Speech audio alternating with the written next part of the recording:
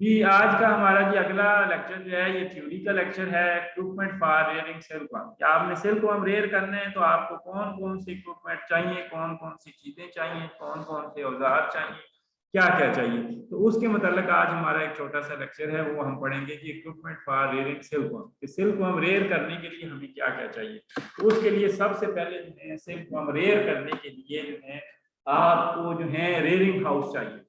Rearing house चाहिए। Rearing house क्या होता है? रेयरिंग हाउस ऐसा मकान, ऐसा कमरा, ऐसा शेड जिसके अंदर जो है आपने सिल्कवर्म को रेयर करना है। ये देखें एक शेड है, ये शेड है, ये एक कमरा है, ठीक है। वो कमरा बनाया हुआ है, ये देखें एक बंद कमरा है, ईंटों का बना हुआ, ऊपर चादर डली हुई है। ये देखें ये ऊपर से बस ये छपरा से और नीचे ये खुला ही है। तो ये एक इस तरह का कमरा आपको चाहिए जिसके अंदर जो है, क्योंकि आपको पता है सिल्कवर्म जो है वो काफी सेंसिटिव होती है वेदर कंडीशन के अगेंस्ट, जैसे ह्यूमिडिटी के अगेंस्ट, टेम्परेचर के अगेंस्ट।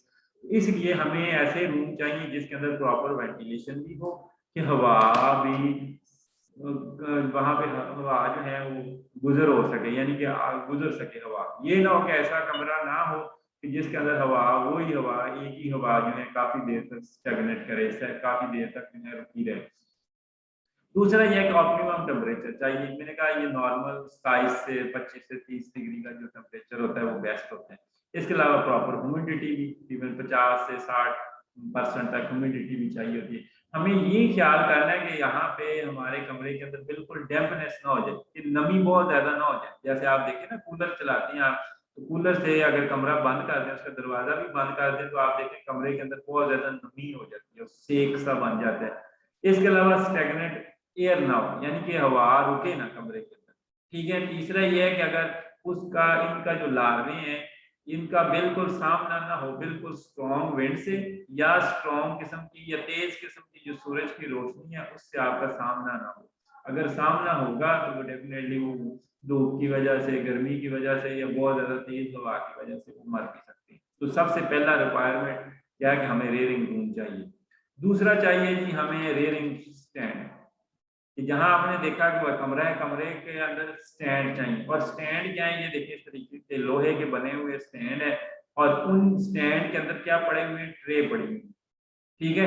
अब ये स्टैंड किसी भी चीज के हो सकते हैं, ये लोहे के भी हो सकते हैं, जैसे ये देखिए लोहे के बने हुए, ये पाइप के भी हो सकते हैं, प्लास्टिक के भी हो सकते हैं, जो पाइपों के भी बने होते हैं। ये जो स्टैंड जिनमें ट्रे पड़ी है, इसके अलावा ये बम्बू के भी हो सकते हैं। बम्बू मीन बांस के भी बने हो सकते हैं। बांस आप जमीन में गाड़ दें और वो ऊपर उसके उसको बीच में से उसके जगह बना दें ताकि उसके बीच में ट्रे रखी जा सके। या लकड़ी के भी हो सकते हैं, किसी भी चीज के आप बना रहे हैं, डजंट मैटर।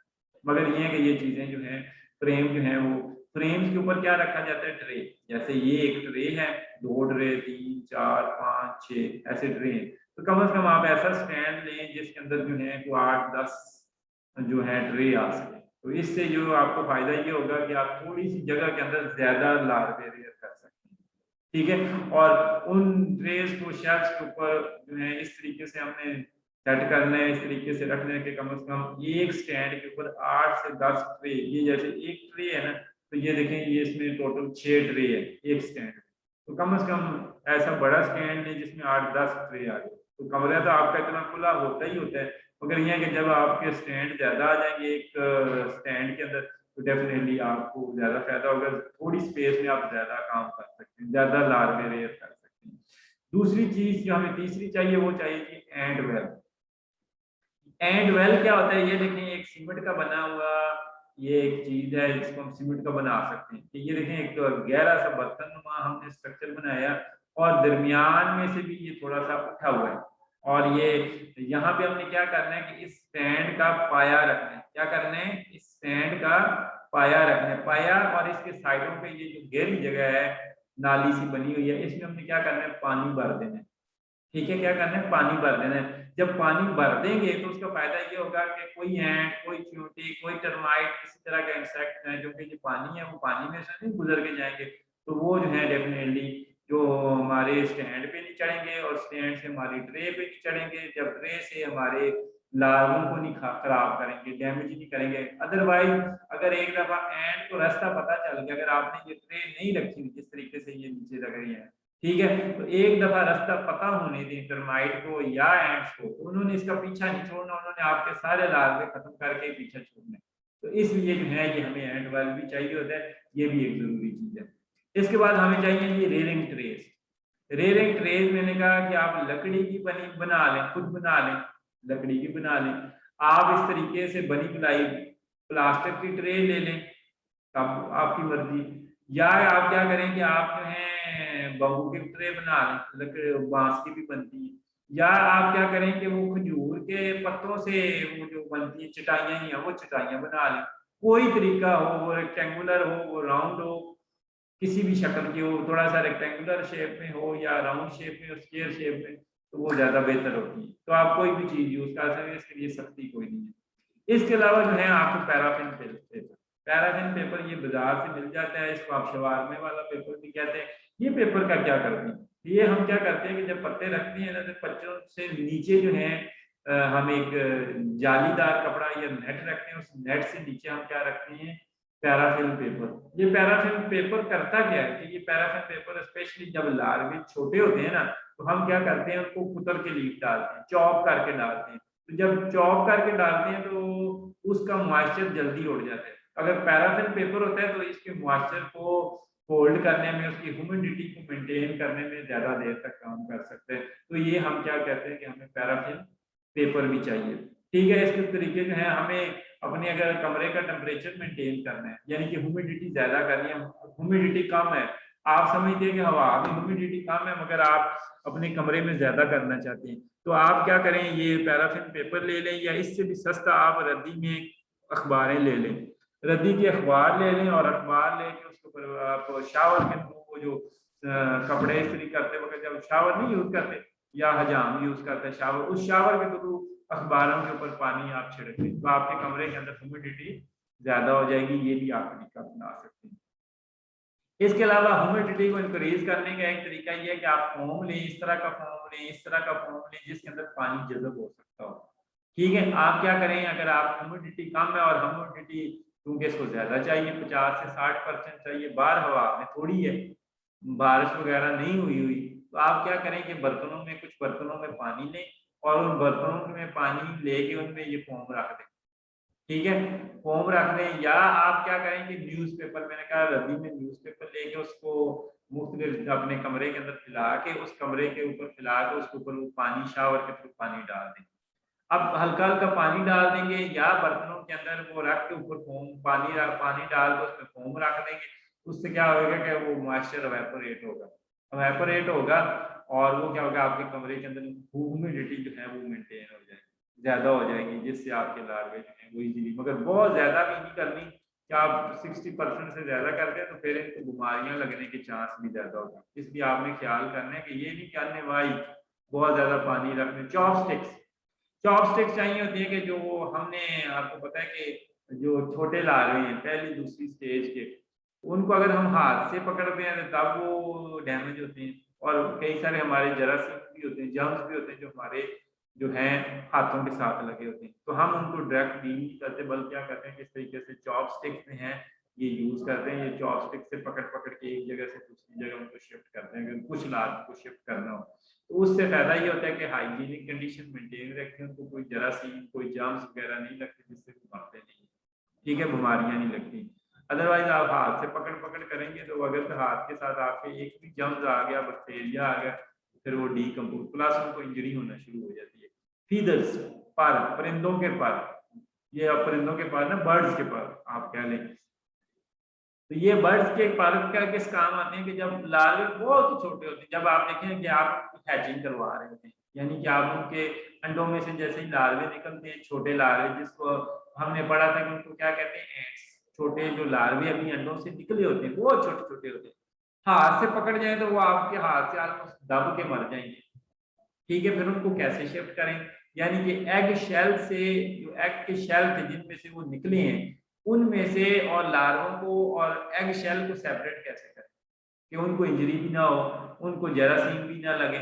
उससे बचने का हाल ये है कि आप इन्हें फीडर दे दें, तो फीडर के थ्रू जो जो लार्वा बाहर निकल निकल जाए वो लार्वों को अलग कर दें, और वो जो है आपके जो एग शेल है उनको सेपरेट कर दें। जब आप सेपरेट कर देंगे तो इस तरीके से जो है आपके डैमेज भी नहीं होगा, और ये फीडर बिल्कुल नरम मुलायम से होते हैं, उससे ना लार्वे को कोई नुकसान पहुंचता है ना जो, और वो सेपरेट भी हो जाते हैं छोटे। इसके अलावा चॉपिंग नाइफ एंड बोर्ड, ये छुरी और आपको ये बोर्ड इस तरीके से चाहिए कि जो छोटे लार्वे होते हैं पहली दूसरी स्टेज में, उसको हमने बड़ा बताया था कि उसको चॉप करके कुतर के लीफ डालने पड़ते हैं।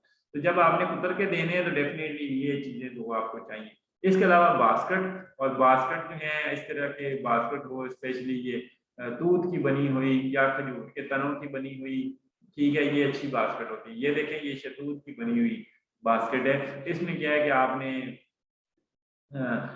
क्या करनी है कि ये आपने इसके अंदर जो पत्ते वगैरह तोड़ के ला के इनके अंदर रखें।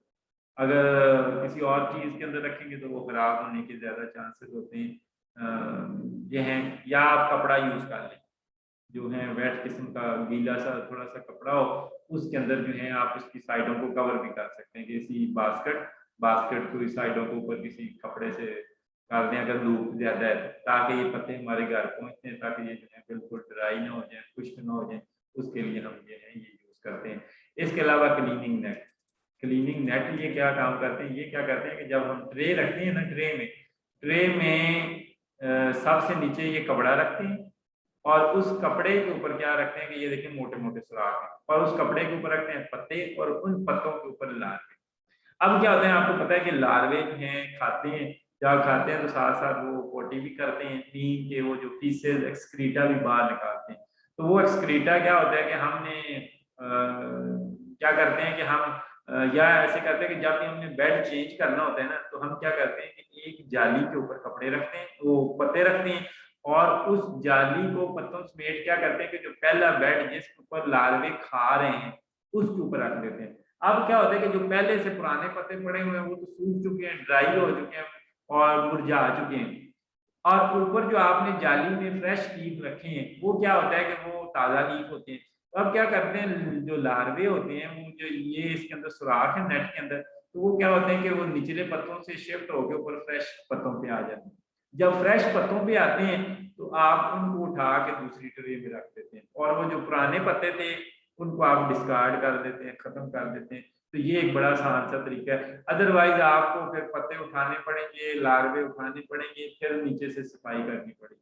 तो इसका सफाई करने का, इसका ट्रे का बदलने का एक बड़ा आसान सा तरीका है। इसके अलावा माउंटेजेस, माउंटेजेस होता है कि आपने जब लार्वा जो है फुल बड़ा हो जाता है, यानी कि 5 दफा मोल्टिंग कर लेते हैं, 4 दफा मोल्टिंग कर लेते हैं, 5वीं स्टेज में होता है जब वो बिल्कुल खा चुकता है बिल्कुल।